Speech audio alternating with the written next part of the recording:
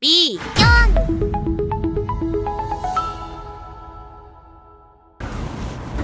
근데 이 신냉전 체제라는 게 그러면 뭐냐?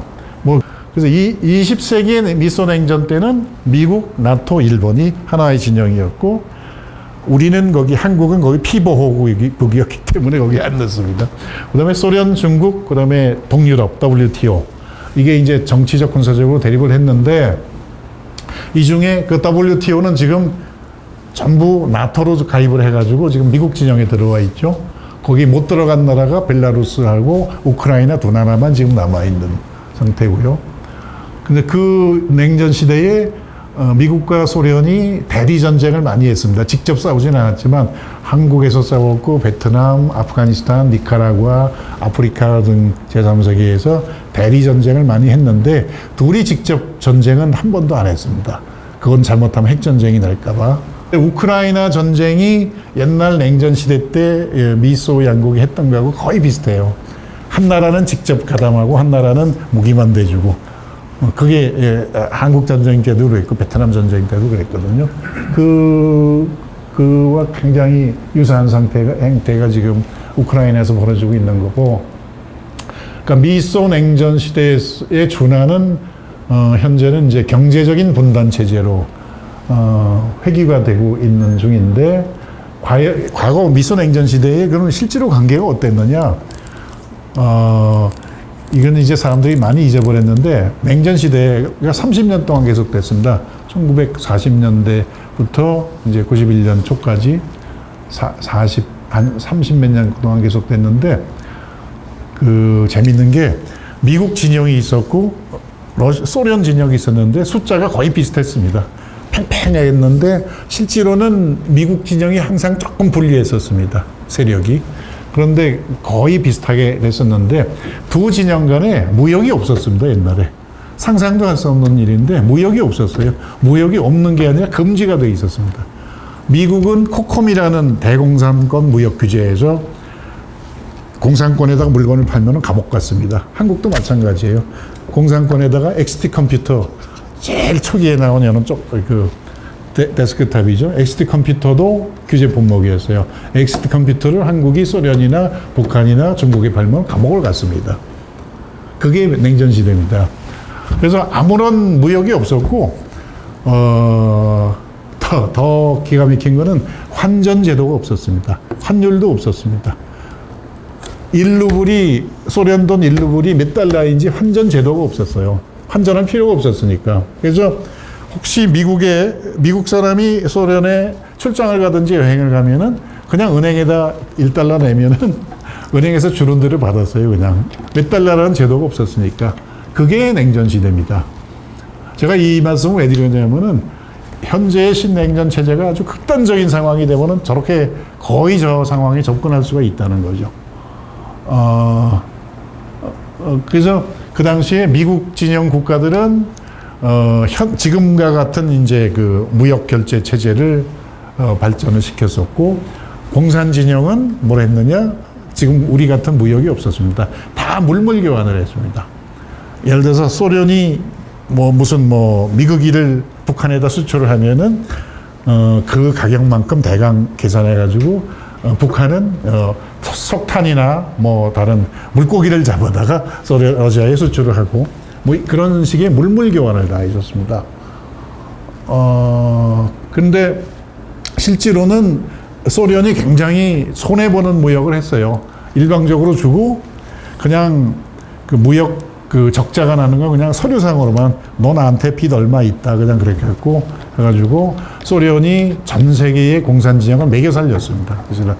그래서 1991년에 소련이 몰락했을 때 이 북한, 그 다음에 동구권 국가들이 전부 한꺼번에 무너졌습니다.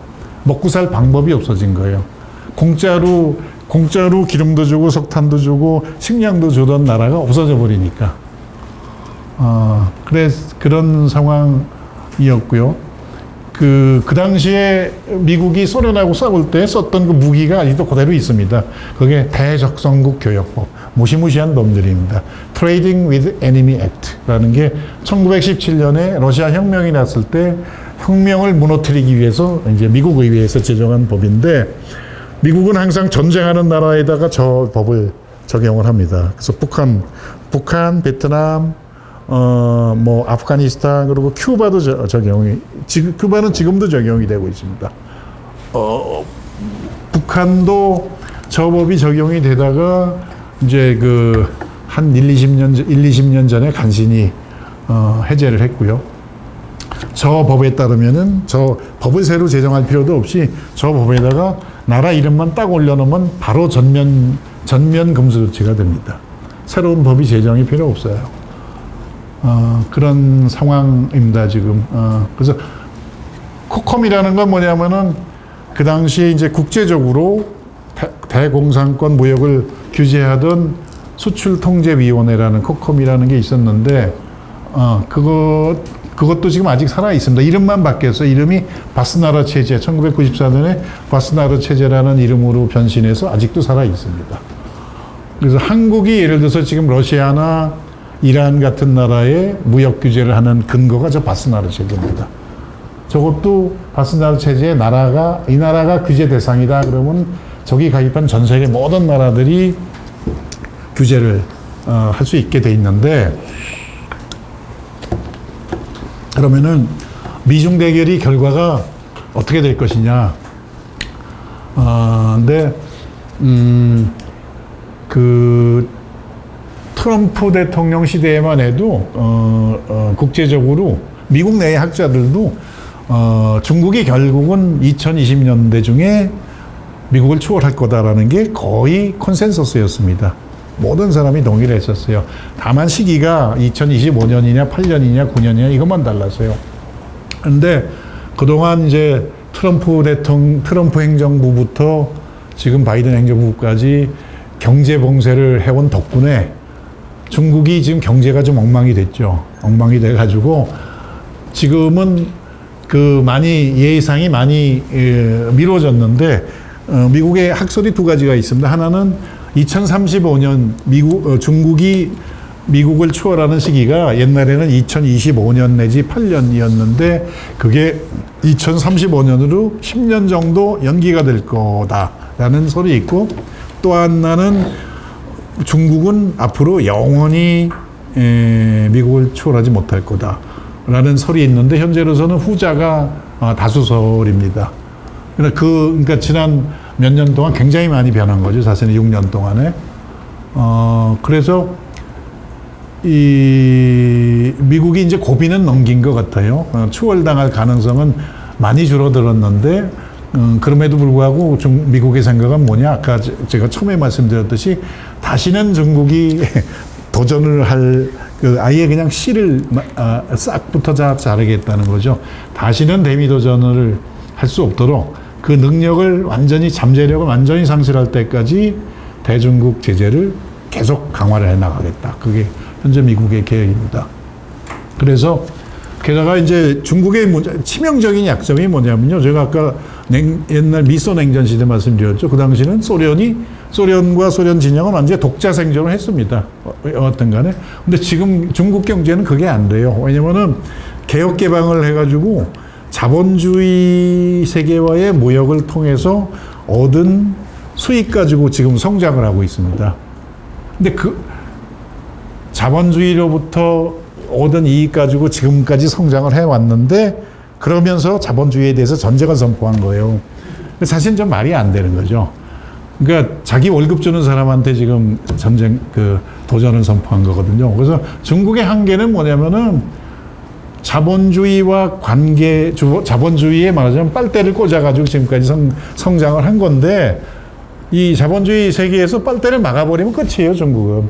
이미 지금 그렇게 하고 있죠. 미국이 공급망 통제라는 게 그거죠. 너 우리하고 무역을 해서 돈을 벌어다가 그거 갖고 우리한테 도전을 선포하는 게 말이 되느냐 그런 거죠.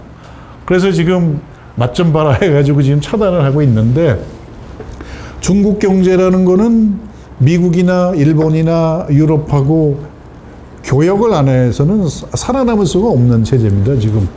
그래서 그게 이제 숙주, 그러니까 말하자면은 자본주의를 숙주로 해가지고 기생을 하고 있는 게 중국 경제이기 때문에 숙주가 그냥 관계를 단절해 보면 그런 끝입니다. 그래서 경제적으로도 경제 전쟁에서 중국이 도저히 이길 수가 없는 상황이고, 그러면 군비는 어떠냐? 군비는 훨씬 더 지금 어려운 상황입니다. 미국이 전 세계의 동맹국이 이제 수십 개국 되죠. 한 40개국 정도 되는데, 그러면 전 세계 도처에 군사기지를 가지고 있고, 중국은 동맹국이라고는 달랑 북한 하나입니다. 준동맹국이 거의 동맹국 수준을 관계를 유지하는 게 파키스탄. 그다음에 해외 군사기지 아프리카 지부티에 딱 하나 있습니다. 이 상황에서는 미국하고 전쟁을 할 수가 없습니다. 그러니까 만일에 미국하고 중국이 전쟁을 한다면 중국은 혼자 싸워야 되고 미국은 최소한 한 10나라는 거기 가담을 합니다. 그런 전쟁은 이제 처음부터 이거는 한계 승산은 없는 거거든요.